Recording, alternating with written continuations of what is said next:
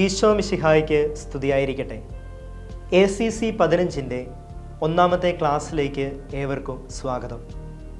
നമ്മൾ ഇന്ന് ചർച്ചാ വിഷയമാക്കുന്നത് ക്രൈസ്തവ ജീവിതത്തിൽ ദൈവവചനത്തിനുള്ള പ്രാധാന്യവും ബൈബിളിൻ്റെ ദൈവിക വായനയെക്കുറിച്ച് സഭ പഠിപ്പിക്കുന്നത് എന്താണെന്നുമാണ്. ബൈബിളും അതിൻ്റെ വ്യാഖ്യാനങ്ങളും എക്കാലത്തും എന്നതുപോലെ ഇന്നും ഏവരിലും താൽപ്പര്യമുണർത്തുന്ന വിവാദ വിഷയമാണ്. ബൈബിൾ സംബന്ധിയായ ചർച്ചകൾ ഈ അടുത്ത കാലത്ത് പല നവീന തലങ്ങളിലേക്കും വ്യാപിപ്പിക്കുന്നുണ്ട്. ഒരു കാര്യം തീർച്ചയാണ്, ബൈബിൾ ഇല്ലാതെ ക്രൈസ്തവ ജീവിതം സാധ്യമാകില്ല. ബൈബിളിനെ മുൻനിർത്തിയല്ലാതെ ക്രൈസ്തവ വിശ്വാസത്തെക്കുറിച്ചും ക്രൈസ്തവ പ്രബോധനങ്ങളെക്കുറിച്ചും നമുക്ക് പരാമർശിക്കുക സാധ്യമല്ല. ദൈവവചനത്തിനുള്ള പ്രാധാന്യത്തെക്കുറിച്ചും ദൈവവചന വായനയെക്കുറിച്ചും നമ്മൾ ഇന്ന് പഠിക്കുമ്പോൾ ലക്ഷ്യോദ്ദിവീന ഡിവൈൻ റീഡിംഗ് എന്ന ഒരു ശൈലി കൂടി നമ്മൾ പരിചയപ്പെടേണ്ടതുണ്ട്. ഈ പശ്ചാത്തലത്തിലാണ് ബൈബിൾ സംബന്ധിച്ച ക്രൈസ്തവ ജീവിതത്തിൽ ദൈവവചനത്തിനുള്ള പ്രാധാന്യം, ബൈബിളിൻ്റെ ദൈവിക വായന എന്നിവ നാം പഠന വിഷയമാക്കുന്നത്. നമ്മളുടെ മാതാപിതാക്കളുടെ കാലത്തോ അവരുടെ മാതാപിതാക്കളുടെ കാലത്തോ ബൈബിൾ പഠനവും വിചിന്തനവും ജീവിതത്തിൽ ഒരു നിത്യസംഭവമായിരുന്നില്ല. എന്തിനേറെ പറയുന്നു, നമ്മുടെ കാലത്ത് പോലും നമ്മൾ പലപ്പോഴും ബൈബിളിനെ വിസ്മരിക്കാറുണ്ട്. എന്നാൽ ഇന്ന് ഭവനങ്ങളിൽ ബൈബിളിൻ്റെ സാന്നിധ്യമുണ്ട്. ഭയഭക്തിയും പരിശുദ്ധിയും ബൈബിളിന് നമ്മൾ നൽകുന്നുണ്ട്. മിക്ക കത്തോലിക്ക ഭവനങ്ങളിലും ബൈബിളുണ്ട്. മിക്ക ഭവനങ്ങളിലും ബൈബിളിന് ഒരു പ്രത്യേക ഇടം ലഭിക്കാറുണ്ട്. ബൈബിളിനെക്കുറിച്ച് നമ്മൾ ചിലപ്പോഴെങ്കിലും പഠിച്ചിട്ടുണ്ട്. ബൈബിളിന് ഇന്ന് ജനങ്ങളുടെ ഇടയിൽ നല്ല പ്രചാരമുണ്ടെന്ന് നിസ്സംശയം നമുക്ക് പറയാം. എന്നാൽ ഇന്നത്തെ രീതിയിലേക്ക് കാര്യങ്ങൾ നീങ്ങിയത് കഴിഞ്ഞ 50 കൊല്ലങ്ങൾക്കിടയിലാണ്. കൃത്യമായി പറഞ്ഞാൽ രണ്ടാം വത്തിക്കാൻ കൗൺസിലിന് ശേഷം കത്തോലിക്കാ സഭയിൽ ബൈബിൾ മേഖലയിൽ കഴിഞ്ഞ 19 നൂറ്റാണ്ടുകളിൽ ഉണ്ടായതിനേക്കാൾ കൂടുതൽ മുന്നേറ്റം ഉണ്ടായിട്ടുണ്ട്. ബൈബിൾ വ്യാഖ്യാനവുമായി ബന്ധപ്പെട്ട പ്രശ്നങ്ങൾ പെട്ടെന്ന് ഉദയം ചെയ്തവയല്ല. വിശുദ്ധ ഗ്രന്ഥ വ്യാഖ്യാനം പ്രശ്ന സങ്കീർണമാകാമെന്ന് സഭ തന്നെ മുൻകൂട്ടി വീക്ഷിച്ചിരുന്നു. അതിനാൽ തന്നെ കത്തോലിക്കാ സഭയ്ക്ക് ബൈബിളിനോടുള്ള സമീപനം വിശ്വാസ സത്യാത്മകമായിരുന്നു. നാം ബൈബിളിനെ പഠിക്കുമ്പോൾ ഒരു കുട്ടി എന്ന നിലയിൽ അതിനെ ഒരു കഥ പുസ്തകമായിട്ടോ ഒരു ഇൻസ്പിറേഷൻ നൽകുന്ന പുസ്തകമായിട്ടോ ചില ചോദ്യങ്ങൾക്കുള്ള ഉത്തരമായിട്ടോ നമുക്ക് സമീപിക്കാം. എന്നാൽ സഭ അതിനെ ദൈവവചനമായി കണ്ടതുകൊണ്ട് തന്നെ അതിനെ ഡോഗ്മാറ്റിക് പഠനങ്ങൾക്ക് മാത്രമേ വിധേയമാക്കിയുള്ളൂ. ബൈബിളിൽ പറയുന്നത് അപ്രകാരം തന്നെ പഠിപ്പിക്കുക എന്ന രീതിയാണ് ഈ വിശ്വാസ സത്യാത്മകത അല്ലെങ്കിൽ ഡോഗ്മാറ്റിക് എന്നതുകൊണ്ട് ഉദ്ദേശിക്കുക. ബൈബിൾ ഗവേഷണത്തെ സഭ ആദ്യകാലങ്ങളിൽ പ്രോത്സാഹിപ്പിച്ചിരുന്നില്ല. 16-ാം നൂറ്റാണ്ടിലെ പ്രൊട്ടസ്റ്റന്റ് നവീകരണത്തോടെ ബൈബിളിനോടുള്ള താല്പര്യം വർദ്ധിക്കുകയും 17-ാം നൂറ്റാണ്ടോടെ ആധുനിക നിരൂപാത്മക ബൈബിൾ വ്യാഖ്യാനം ആരംഭിക്കുകയും ചെയ്തു. കാലം കടന്നുപോയപ്പോൾ പ്രശ്നം കൂടുതൽ രൂക്ഷമായി. ഇന്നൊരാൾക്ക് വിശുദ്ധ ഗ്രന്ഥം യഥാവിധി മനസ്സിലാക്കണമെങ്കിൽ കടന്നുപോകുന്ന കാലങ്ങൾ അത്രയും 20-ഓ 30-ഓ നൂറ്റാണ്ടുകൾ വരെ പുറകോട്ട് സഞ്ചരിക്കേണ്ടതുണ്ട്. വിശുദ്ധ ഗ്രന്ഥം ജന്മം കൊണ്ട സമയത്തെയും സംസ്കാരത്തെയും ഉൾക്കൊള്ളണം. ഇത് തികച്ചും ശ്രമകരമായ ദൗത്യമാണ്. ബൈബിളിനോടൊപ്പം പഴക്കമുള്ള മറ്റു പുസ്തകങ്ങളെ ശാസ്ത്രീയ മാർഗങ്ങൾ ഉപയോഗിച്ച് അളക്കാമെങ്കിൽ എന്തുകൊണ്ട് ബൈബിൾ പഠനത്തിലും അത്തരം മാർഗങ്ങൾ അവലംബിച്ചുകൂടാ എന്ന ന്യായമായ ചോദ്യം ഉരുത്തിരിഞ്ഞു വരുന്നത് ഈ പശ്ചാത്തലത്തിലാണ്. എന്നാൽ സഭ അത്ര എളുപ്പത്തിൽ ഇതിനോട് പ്രതികരിച്ചില്ല. വിശ്വാസ സംരക്ഷണത്തിന് പ്രാധാന്യം കൊടുത്തുകൊണ്ട് ഇവിടെ വിവേകത്തോടെ തീരുമാനമെടുക്കാനാണ് സഭ ശ്രമിച്ചത്. സഭയുടെ വിശ്വാസത്തിനെതിരായ ആശയങ്ങളെ മുറുകെ പിടിക്കുന്ന വ്യാഖ്യാന രീതികൾ, യേശുവിൻ്റെ കന്യകയിൽ നിന്നുള്ള ജനനം, അവിടുത്തെ അത്ഭുതങ്ങൾ, ഉത്ഥാനം എന്നു തുടങ്ങി പലതിനെയും ചോദ്യം ചെയ്യുന്ന സാഹചര്യങ്ങൾ ആ കാലഘട്ടത്തിൽ ഉടലെടുത്തു. മറ്റൊരു സാധാരണ പുസ്തകം പോലെ വിശുദ്ധ ഗ്രന്ഥത്തെ കാണുന്നത് വിശ്വാസത്തെ ശക്തിപ്പെടുത്തില്ല എന്നും അതിനെ ദുർബലമാക്കുമെന്നും സഭ തിരിച്ചറിഞ്ഞു.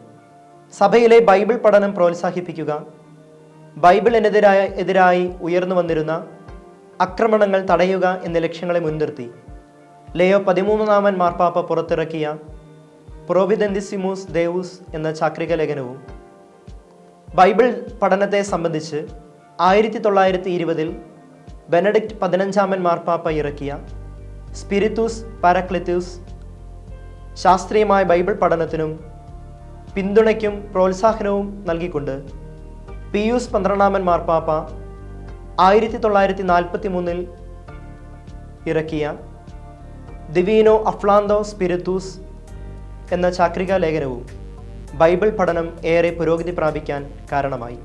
ദൈവവചനം വായിക്കാനും വ്യാഖ്യാനിക്കാനും അവസരം ജനങ്ങൾക്ക് നൽകുമ്പോൾ ഉണ്ടാകാൻ സാധ്യതയുള്ള അപകടങ്ങളെ ശരിയായി അപഗ്രഥിച്ച രണ്ടാം വത്തിക്കാൻ കൗൺസിൽ വിശുദ്ധ ഗ്രന്ഥത്തിൻ്റെ സമ്പന്നത സാധാരണക്കാർക്ക് സമീപസ്ഥമാക്കാനും അതിനുതകുന്ന സംവിധാനങ്ങൾ രൂപീകരിച്ചു. ദൈവവചനത്തിൽ അധിഷ്ഠിതമായ ഒരു ആരാധനാക്രമത്തിന് കൗൺസിൽ മുൻഗണന നൽകി. പ്രിയമുള്ളവരെ, ഇത്തരുണത്തിൽ നമ്മുടെ ആരാധനാക്രമത്തോട് ബന്ധപ്പെട്ട് വിശുദ്ധ ഗ്രന്ഥത്തെക്കുറിച്ച് നമുക്ക് ചിന്തിക്കാവുന്നതാണ്. തോമാസ് സ്ലീഹായുടെ ഭാരതത്തിലേക്കുള്ള പ്രവേശന കാലഘട്ടത്തിൽ തന്നെ സുറിയാനി കത്തോലിക്കരുടെ അടുക്കൽ, മാർത്തോമ ക്രിസ്ത്യാനികളുടെ പക്കൽ മത്തായി സുവിശേഷകന്റെ സുറിയാനി പരിഭാഷ ഉണ്ടായിരുന്നുവെന്ന് പല ചരിത്ര ഗ്രന്ഥങ്ങളിലും പറയുന്നത് നമുക്ക് കാണാനായിട്ട് സാധിക്കും. അതുകൊണ്ട് തന്നെ വിശുദ്ധ ഗ്രന്ഥം വായിക്കാനും ധ്യാനിക്കാനും നമുക്ക് ചരിത്രപരമായി ഏറെ സാധ്യതകളും ചരിത്രവും നമ്മുടെ പിന്നിലുണ്ട്. വിശുദ്ധ അഗസ്റ്റിൻ പറയുന്നത് പോലെ സ്നേഹപിതാവിൻ്റെ ഒരു തുറന്ന കത്താണ് ബൈബിൾ. സ്നേഹമായ ദൈവം തന്നെയാണ് സ്നേഹത്തിൻ്റെ ഉറവിടം. ഈ സ്നേഹനാഥൻ ആരെന്നും എന്തു ചെയ്യുന്നുവെന്നും മനുഷ്യനെ എത്രമാത്രം സ്നേഹിക്കുന്നുവെന്നും അവനിൽ നിന്ന് എന്ത് പ്രതീക്ഷിക്കുന്നുവെന്നും അറിയാനായി ദൈവം തന്നെ നമുക്ക് അയച്ച കത്തുകളുടെ ഒരു സമാഹാരമാണ് ബൈബിൾ. ദൈവം മനുഷ്യനോട് സംസാരിച്ചുകൊണ്ട് സ്വയം വെളിപ്പെടുത്താൻ തീരുമാനിച്ചു. അതിനാൽ ചില വ്യക്തികളെ പ്രത്യേകം തിരഞ്ഞെടുത്തു. ദൈവത്തിൻ്റെ വാക്കുകൾ അവർ തങ്ങൾക്ക് മനസ്സിലാകുന്ന വിധത്തിൽ തങ്ങളുടേതായ ഭാഷയിൽ പരിശുദ്ധാത്മാവിൻ്റെ നിവേശനത്തിന് കീഴിൽ എഴുതി. ദൈവത്തിൻ്റെ വചനങ്ങൾ ഗ്രഹിക്കുവാൻ വിശുദ്ധ ഗ്രന്ഥം രചിച്ചവരിലുള്ള പരിശുദ്ധാത്മാവിൻ്റെ ഈ പ്രവർത്തനത്തെയാണ് ദൈവ നിവേശനമെന്ന് വിളിക്കുന്നത്. ദൈവം അവരുടെ ബുദ്ധിയെ പ്രകാശിപ്പിക്കുകയും ഗ്രഹിച്ചവ തെറ്റുകൂടാതെ എഴുതുവാൻ അവരുടെ മനസ്സിനെ ഉത്തേജിപ്പിക്കുകയും ചെയ്തു. ഇപ്രകാരം പരിശുദ്ധാത്മാവിൻ്റെ നിവേശനത്തിന് കീഴിൽ രചിക്കപ്പെട്ട ഗ്രന്ഥമായതിനാൽ ബൈബിളിനെ ദൈവനിവേശിത ഗ്രന്ഥം എന്ന് വിളിക്കുന്നു. മനുഷ്യരോട് സംവദിക്കുവാൻ ദൈവം കണ്ടെത്തിയ മാർഗമാണ് വിശുദ്ധ ഗ്രന്ഥം. ദൈവം തിരഞ്ഞെടുത്ത ഒരു ജനത്തിൻ്റെ ചരിത്രമാണ് ബൈബിൾ പറയുന്നത്.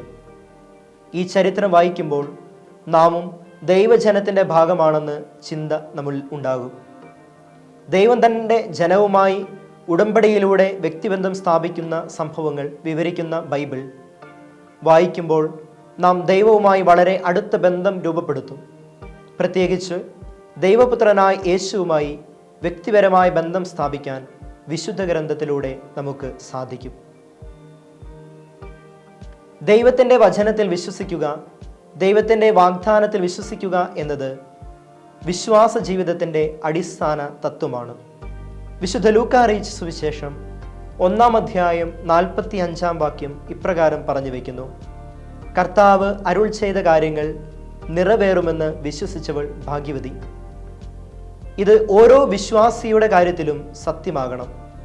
നാം ഭാഗ്യവാന്മാരും അനുഗ്രഹീതരുമാകുന്നത് വചനത്തിൽ വിശ്വസിക്കുന്നതിലൂടെയാണ്. വിശുദ്ധ ഗ്രന്ഥം ദൈവ നിവേശിതമാണെന്നും ക്രൈസ്തവ ജീവിതത്തിൻ്റെ കേന്ദ്രമാണെന്നുമൊക്കെ നാം അംഗീകരിക്കുന്നുണ്ടാവും.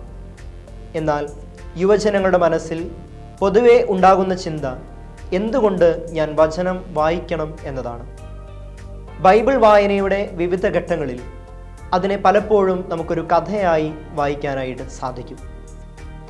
ഒരുപക്ഷെ ഒരു യുവാവെന്ന നിലയിൽ നമ്മുടെ ചോദ്യങ്ങൾക്കുള്ള ഉത്തരമായി ഒരുപക്ഷെ നമ്മൾ ബൈബിളിനെ സമീപിച്ചിട്ടുണ്ടാകും.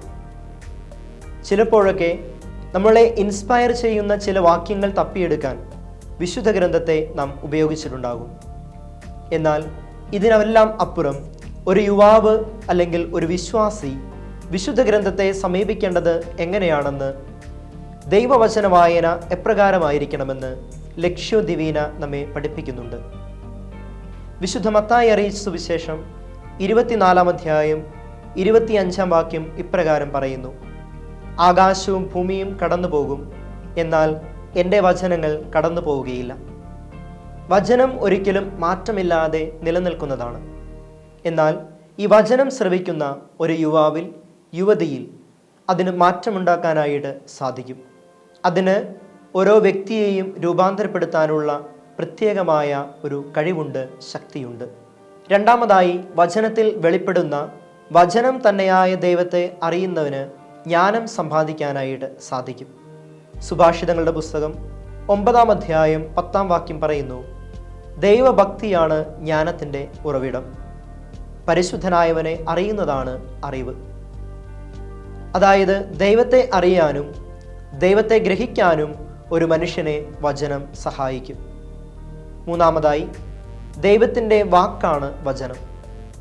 ജോബിൻ്റെ പുസ്തകം 23 അധ്യായം 12 വാക്യം ഇപ്രകാരം പറയുന്നു: അവിടുത്തെ കൽപ്പനകളിൽ നിന്ന് തന്നെ ഞാൻ വ്യതിചലിച്ചില്ല, അവിടുത്തെ മൊഴികൾ എൻ്റെ ഹൃദയത്തിൽ ഞാൻ നിധി പോലെ സൂക്ഷിച്ചു. ഇതിൻ്റെ ഇംഗ്ലീഷ് ഭാഷ കുറച്ചുകൂടി ഹൃദയസ്പർശിയാണ്. I have treasured the words of his mouth more than my daily bread. വിശുദ്ധ ഗ്രന്ഥത്തെ അപ്പത്തിനപ്പുറം പ്രാധാന്യം നൽകി ജോബ് തൻ്റെ ജീവിതത്തിൽ സ്വീകരിച്ചിരുന്നു. വചനത്തിൻ്റെ പ്രാധാന്യവും ഒരു വ്യക്തിയിൽ വചനമുണ്ടാക്കുന്ന ആന്തരിക മാറ്റങ്ങളെയും ഈ വചനങ്ങളിലൂടെ നമുക്ക് മനസ്സിലാക്കാൻ സാധിക്കും. വചന വായനയെക്കുറിച്ച് സഭ ഔദ്യോഗികമായി പറയുന്ന ലക്ഷ്യോ ദിവീന, ഡിവൈൻ റീഡിംഗ് എന്താണെന്ന് നമുക്ക് പരിശോധിക്കാം. ഒന്നാമതായി, ഒരു വ്യക്തി വചനം വായിക്കണം. അനുദിന ജീവിതത്തിൽ അല്പസമയം വചനം വായിക്കാനായി നാം സമയം കണ്ടെത്തണം. വചനം വായിക്കുന്നതിനുള്ള ഒരു പ്രത്യേക ഇടം നമ്മുടെ മുറികളിൽ നമ്മൾ തയ്യാറാക്കണം. ഏതെങ്കിലും ഒരു ഉദ്യമത്തിലേക്ക് നമ്മൾ പ്രവേശിക്കുന്നതിന് മുമ്പ്, ഒരു യാത്ര പോകുന്നതിന് മുമ്പ്, ഒരു ദിവസത്തെ പ്രവർത്തനങ്ങൾ ആരംഭിക്കുന്നതിന് മുമ്പൊക്കെ വചനം വായിക്കുന്ന ശീലം നമ്മൾ നമ്മുടെ ജീവിതത്തിൽ ഉണ്ടാക്കിയെടുക്കണം. ദൈവം നമ്മോട് സംസാരിച്ചത് എന്താണെന്ന് മനസ്സിലാക്കാൻ വചനം നമ്മെ സഹായിക്കുന്നുണ്ട്. അതിനാൽ തന്നെ നാം ഓരോരുത്തരുടെയും ജീവിതത്തിലുള്ള ദൈവിക പദ്ധതി എന്താണെന്ന് ഗ്രഹിക്കുവാൻ ഈ വചന വായന നമ്മെ സഹായിക്കും. രണ്ടാമതായി, വായിച്ച വചനത്തെക്കുറിച്ച് ധ്യാനിക്കാനുള്ള സമയം നാം കണ്ടെത്തണം. വായിച്ച വചനത്തെക്കുറിച്ച് ധ്യാനിക്കുന്നത് അതിനെ ആഴമായി മനസ്സിലാക്കാൻ നമ്മെ സഹായിക്കും. അതിനായി അല്പനേരത്തെ വിചിന്തനം ആവശ്യമാണ്. നാം വായിക്കുന്ന വചനം ഒരു ചരിത്രത്തിൻ്റെ ഭാഗമാണ്. അതിനെൻ്റെ ജീവിതവുമായി എന്തെങ്കിലും ബന്ധമുണ്ടാകും എന്ന് കണ്ടെത്താൻ വിചിന്തനം നമ്മെ സഹായിക്കും. മൂന്നാമതായി, വായിച്ച വചനത്തെ ജീവിതത്തിൽ പ്രാവർത്തികമാക്കാൻ നാം പരിശ്രമിക്കണം. എന്നുവെച്ചാൽ വചനം ജീവിതത്തിൽ അനുസരിക്കുക. സാമൂഹ്യ നിയമങ്ങൾ പാലിക്കുമ്പോൾ ജീവിതത്തിൽ ഒരു വ്യക്തിക്ക് സുരക്ഷിതത്വം ലഭിക്കുന്നത് പോലെ ദൈവിക നിയമങ്ങളായ തിരുവചനം, വിശുദ്ധ ഗ്രന്ഥം വായിക്കുമ്പോൾ ഒരു വ്യക്തിക്ക് ജീവിതത്തിൽ അനുഗ്രഹം പ്രാപിക്കാൻ സാധിക്കും. ആത്മീയമായി വലിയ സുരക്ഷ നൽകുന്നതാണ് വിശുദ്ധ ഗ്രന്ഥം. നാലാമതായി, വചനം ജീവിക്കുക. നമ്മുടെ പ്രവൃത്തിയിലൂടെ വചനത്തെ സാധൂകരിക്കുമ്പോൾ വചനം ജീവിക്കുന്നവരായി മാറാൻ നമുക്ക് സാധിക്കും. വചനം ശ്രവിക്കുകയും അനുസരിക്കുകയും ചെയ്യുന്നവൻ പാറമേൽ ഭവനം പണിത വിവേകമതിയായ മനുഷ്യന് തുല്യമാണെന്ന് തിരുവചനം നമ്മെ ഓർമ്മിപ്പിക്കുന്നുണ്ട്. ഇത് ഒരുവൻ ജീവിതത്തിൽ വചനം പാലിക്കുമ്പോൾ അവന് ലഭിക്കുന്ന സുരക്ഷിതത്വത്തെക്കുറിച്ചും അവന് ലഭിക്കുന്ന ദൈവവിശ്വാസത്തിലുള്ള പുരോഗതിയെക്കുറിച്ചുമാണ് സൂചിപ്പിക്കുന്നത്. 2010 നവംബർ 11 ബെനഡിക്റ്റ് 16 മാർപ്പാപ്പ പുറപ്പെടുവിച്ച കർത്താവിൻ്റെ വചനം, വെർബും ഡോമിനി, ദൈവവചനത്തെ സംബന്ധിച്ച അപ്പസ്തോലിക ആഹ്വാനമാണ്. പ്രസ്തുത ഗ്രന്ഥത്തിൽ പരിശുദ്ധ പിതാവിൻ്റെ ബൈബിളിൻ്റെ ദൈവിക വായനയെക്കുറിച്ച് സവിസ്തരം പ്രതിപാദിക്കുന്നുണ്ട്. ഒരു മനുഷ്യൻ്റെ വായനയ്ക്ക് വ്യത്യസ്തമായ തലങ്ങളുണ്ടെന്ന് നമുക്കറിയാം. ആസ്വാദനത്തിനായും അറിവിന് വേണ്ടിയും പരീക്ഷിക്കപ്പെടുന്നതിന് വേണ്ടിയും വായന സഹായകമാകുന്നു. എന്നാൽ ദൈവ അനുഭവത്തിനായി ദാഹിക്കുന്ന മനുഷ്യഹൃദയത്തിന് ഇവയിൽ നിന്നെല്ലാം വ്യത്യസ്തമായ വായനയുടെ ഒരു തലമുണ്ട്. വായന ദൈവ അനുഭവമാക്കി മാറ്റുവാൻ കഴിയുന്ന ദൈവവചന വായനയാണ് അത്. അതിനെയാണ് ലക്ഷ്യദിവീന ദൈവികമായ വായന എന്ന് നാം പറയുന്നത്. ദൈവവും മനുഷ്യനും തമ്മിലുള്ള സംഭാഷണം സാധ്യമാകുന്നത് ഇത്തരത്തിലുള്ള ആഴമായ വായനയിലൂടെയാണ്. വിശുദ്ധ അഗസ്റ്റീനോസിൻ്റെ വാക്കുകൾ ഇവിടെ നാം ഓർമ്മിക്കുന്നത് നല്ലതാണ്. നീ ബൈബിൾ വായിക്കുമ്പോൾ ദൈവം നിന്നോട് സംസാരിക്കുന്നു. നീ പ്രാർത്ഥിക്കുമ്പോൾ നീ ദൈവത്തോട് സംസാരിക്കുന്നു. പ്രിയമുള്ളവരെ, ദൈവവചന വായനയിൽ പലപ്പോഴും നമുക്ക് എതിർ നിൽക്കുന്നത് വചനത്തെ മാനുഷികമായ കണ്ണുകളിലൂടെ മാത്രം നോക്കുവാനുള്ള പ്രലോഭനമാണ്. അതിനെ അതിജീവിക്കാൻ ഈ ലക്ഷ്യോദിവീന നമ്മെ സഹായിക്കും. ഇതിൽ ഉൾക്കൊള്ളുന്നത് 4 കാര്യങ്ങളാണ്. ഒന്നാമതായി വചനത്തെ വായിക്കുക. രണ്ടാമതായി വായിച്ച വചനത്തെക്കുറിച്ച് ധ്യാനിക്കുക. മൂന്നാമതായി വായിച്ച വചനത്തെ ധ്യാനിച്ച് നമ്മുടെ ജീവിതത്തിൽ വചനം നമ്മോട് സംസാരിക്കുന്നത് എന്താണെന്ന് പ്രാർത്ഥനയിലൂടെ കണ്ടെത്തുക. 4ാമത്തെ തലം അതിനും അപ്പുറമാണ്. അത് ധ്യാനാത്മികമായ ഒരു ജീവിതശൈലി നാം രൂപപ്പെടുത്തുന്നതാണ്.